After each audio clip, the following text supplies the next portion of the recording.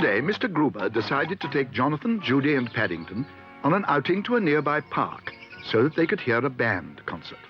Paddington was very excited, especially as Mr. Gruber paid extra for a deck chair so that he would be able to watch all that went on in comfort. "It's a long time since I last went to a band concert," said Mr. Gruber as they settled themselves down. "I've never been to one, Mr. Gruber," said Paddington. "They're going to play part of Schubert's unfinished symphony later on." Paddington stared at Judy as if he could hardly believe his ears. "What?" he exclaimed. "Mr. Gruber paid 5 pence for my deck chair, and Schubert hasn't even finished writing his symphony?" "Well, it's too late now," said Jonathan. "He died in 1828. But Paddington wasn't listening. 5 pence, he exclaimed bitterly. "Shh," began Judy. "I think they're about to start playing again." But it was too late. Paddington was feeling so upset by the whole affair, he was already on his way to complain. "Excuse me," he announced. "I would like to see Mr. Schubert, please." "Mr. Schubert?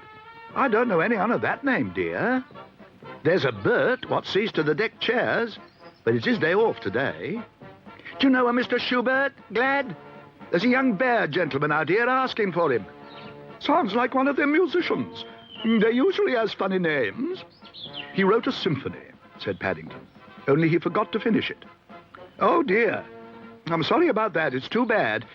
No one does anything proper these days. If you want something done, you're best doing it yourself.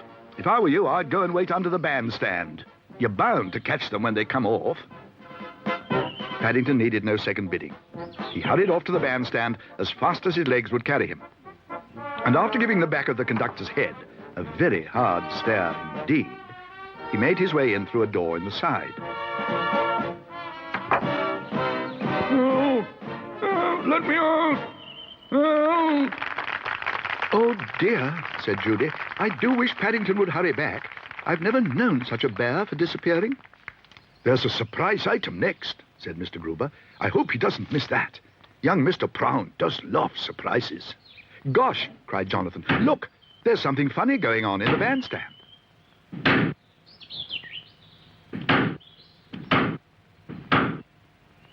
"Whatever can it be?"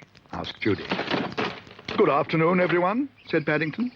"I'm looking for Mr. Schubert, and I'm afraid I got locked inside the bandstand by mistake." "Well," said Mr. Gruber, as they stood waiting to cross the road later that afternoon, "they said it was going to be a surprise item, but I don't think anyone, not even the conductor, bargained for quite such a surprise. It's a good thing somebody started the applause. Otherwise, there's no knowing what would have happened. I wonder who it was."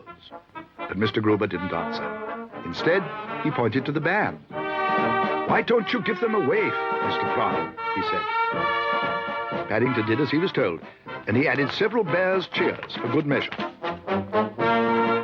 "I think the man in charge saluted me, Mr. Gruber," he announced excitedly. "I have a feeling he did too, Mr. Brown. If I were you, I'd make a note of it in your scrapbook. I don't suppose it happens every day, and it's a very good way to round off a young bear's treat in the park."